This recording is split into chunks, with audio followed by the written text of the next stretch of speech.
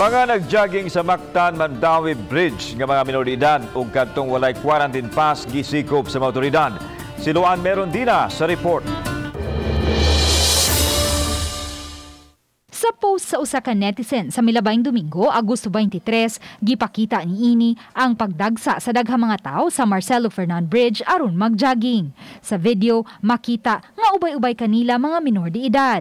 Ang uban wala magsulob og face mask. Ug tungod sa kadaghana sa mga tao sa dapit, wala na mapatuman ang social distancing. Sa CCTV sa Marcelo Fernan Bridge, makita usab nga ubay-ubay ang mga tao, sagad mga menor de edad ang nanag-jogging. Kining lane sa bridge paliko paingon sa City Hall ang nagsilbi nilang pundukanan kay temporaryo man kining wa pagi sa mga sakyanan.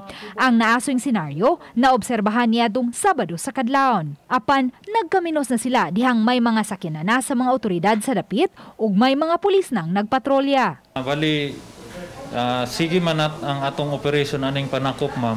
Tapos na-busy lang ta gamay kay naamay lain nga mga ato ang kinahanglan nga i-comply og mga lain nga operation.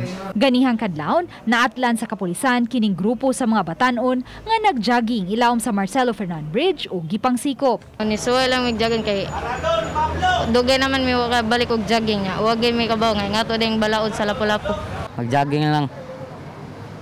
Mag-jogging lang ang pasingutan, wala na yabli baskitan.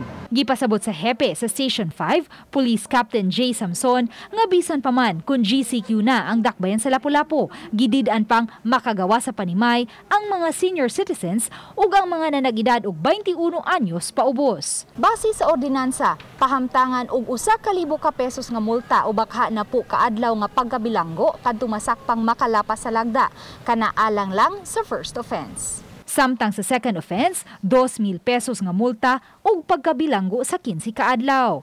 3,000 pesos usab ug 20 kaadlaw nga pagkabilanggo alang sa third offense. Uban ni Godfrey Rilien, Luan Merondina, Balitang Bisdak.